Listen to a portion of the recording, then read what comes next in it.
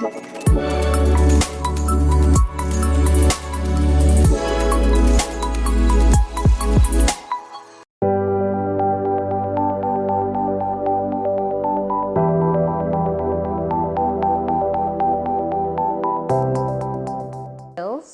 trust that you are all well. I'm your teacher, Ms. Shamshuddin, and welcome to another session. In today's session, we will be looking at persuasive writing, or we could say argumentative writing. Now, what is persuasive writing? Persuasive writing is a form of writing that encourages careful word choice, the development of an argument, and summary. Now, when writing a persuasive essay, it's like being a lawyer arguing a case in front of a jury. Now, have you ever looked at a show with a lawyer who is representing someone in court? The writer there collects, generates, evaluates evidence, and establishes a position on the topic that is given in a very concise manner. In persuasive writing, or as I said, we could also say argumentative writing, a topic is usually given and you would get the opportunity to decide whether you want to support the topic or you want to go against it. An argumentative piece includes an introduction, a claim, supporting facts and details from sources, and a conclusion. So, in persuasive or argumentative writing, we are either going for the topic or we are going against the topic. Now, where can we find evidence of persuasive writing? We can find evidence of such kind of writings in advertisements, whether it's on television or on the radio, in the newspapers, on posters. We could also see them in blogs, news reports, and speeches. Maybe there is a community meeting or something, you will hear someone trying to convince you of something. So, those are some places you might hear examples of persuasive writing or argumentative writing. Now, when we are doing persuasive writing, there are some steps that we should follow. So, in the process of writing a persuasive essay, the steps that we should follow are, like in every type of writing or composition, there is the planning stage. So, here is where we choose a position for the topic.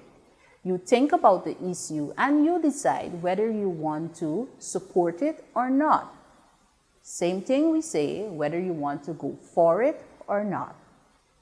You try to also understand the audience that you are writing for. Are you writing for children? Are you writing for adults? Are you writing for the business community? You must know who you're writing the essay to. Then you have to think about the facts and details that you could use to support your point. So there is need for research. If you do have the chance to research about the topic, that would be good. If not, you would have to dig into your prior knowledge or think about what you know about the topic.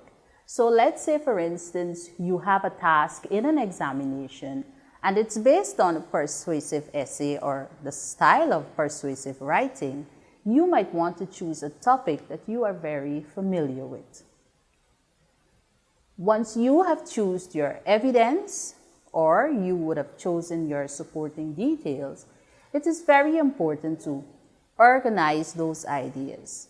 You want to write an outline and put your points in order from the most important to the least important, or from the strongest supporting idea to the weakest one. But in persuasive writing, you want to ensure that all the evidence you use are very good supporting details. When writing the first draft of your persuasive essay, you must consider the introductory paragraph. That paragraph should be a very strong paragraph, or we could say the hook. And you might remember when we discussed writing narrative essays, we also said that your first paragraph must be the hook. In that paragraph, you should be able to grab the reader's attention.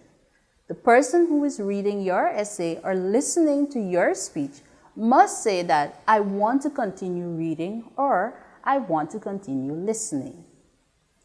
In each paragraph of your essay, you use a separate point. Remember, you would have decided what are the details that you would use to support your point in your essay. So, in the body of your essay, each paragraph should address a different point. Always remember that once you are finished writing your essay, there is the review, or we could say the editing part of your writing process. In the review, you go back to see if your essay makes sense while you are reading it. You also check to make sure that you have your spelling and your punctuations in check. So that is where the editing part of the writing process comes in. Now let's look at some words or phrases that we could use in persuasive writing, or as I said, we could also say argumentative writing. Now in the introduction, here are some phrases that we could use. In my opinion, there is no doubt that, it seems to me that, I disagree or I agree with. Remember, you could say either depending on if you're going for or against the topic. I believe, from my point of view, I question whether, I maintain that, it is my belief that. Now, these are just a few phrases that you could use.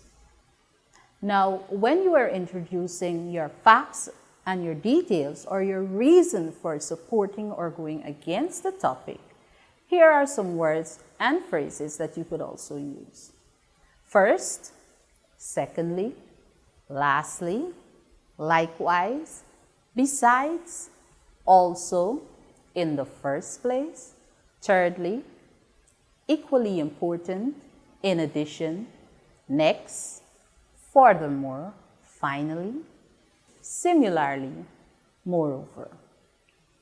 We could also use words and phrases such as, for example, as evidence, in fact, in support of this, and for instance.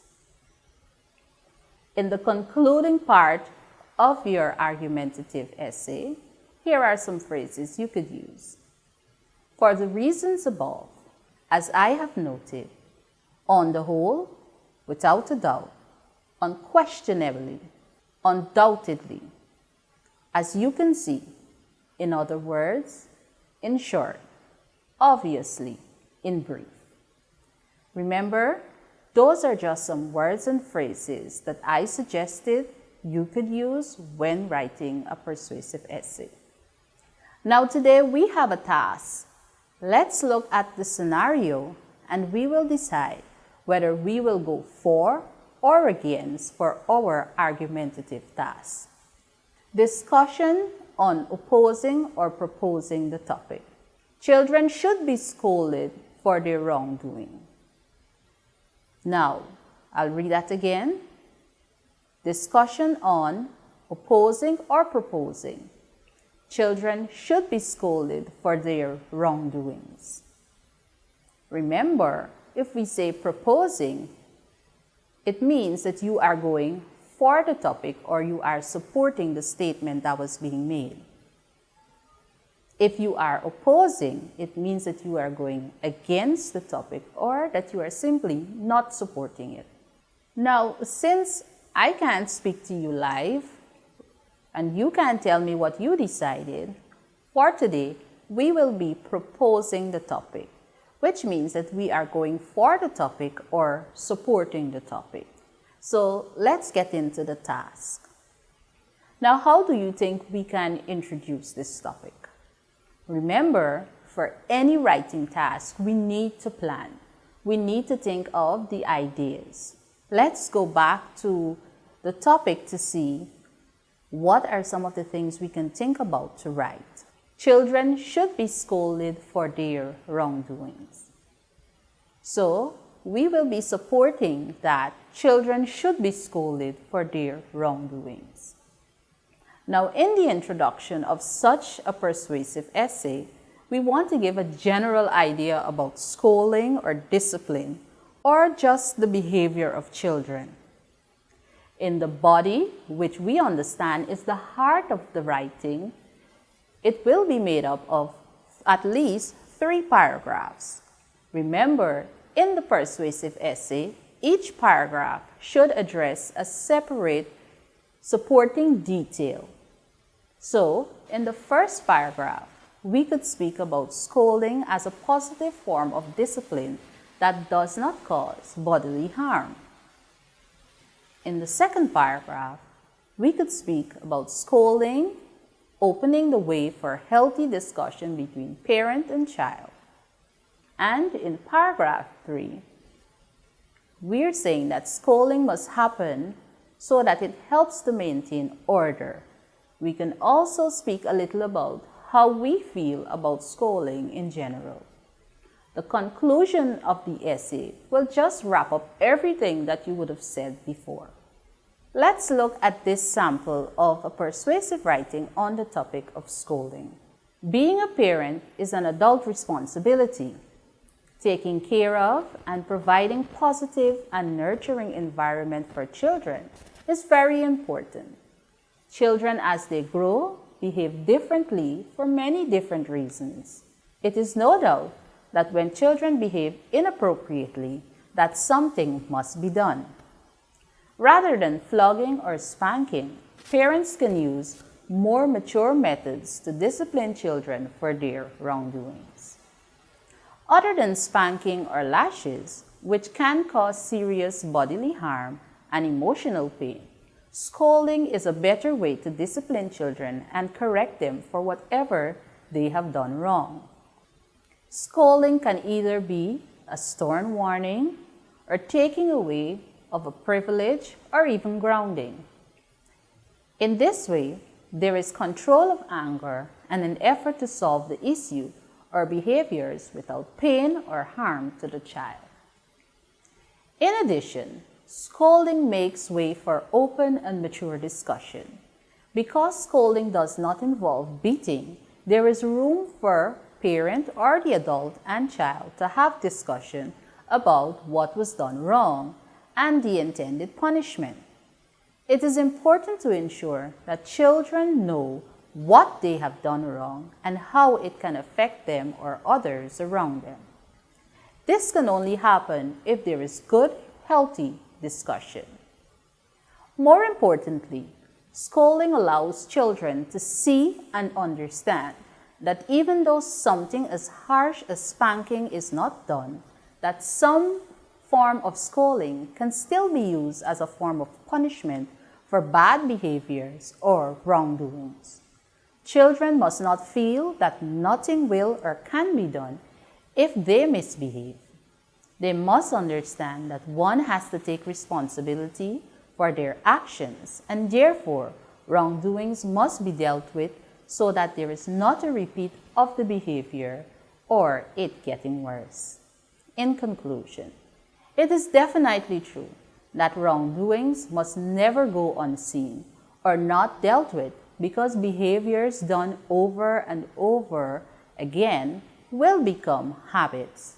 As parents and mature adults, the responsibility is great to ensure that good and mannerly children are raised, and as such, they must be scolded for wrongdoings. Now, that was quite an interesting topic. At least for me it was. What do you think? Have you ever been scolded? Would you rather be scolded or spanked? It's something to think about. Now, as I said, this is only one side or one view that we could take. We supported the topic of scolding for wrongdoings. Now, you can decide not to support it. However, if you decide not to support it, it means that you are going against it. You therefore must come up with your points to say why you do not support this statement. Remember, nothing is wrong if you don't feel the way the writer feels. Just come up with your points and develop your essay to show why you do not support children being scolded for their wrongdoings. Remember, when you are writing your persuasive essay, you must make it as convincing as possible. But also, it is equally important to make sure that it is clear and very simple. Well, that's all I have for you in this lesson. Continue to write so that you could develop the good habits and skills that you would have learned from the lessons. Do remember to join me again right here on the Guyana Learning Channel for another session of the Writer's Crusade. See you next time.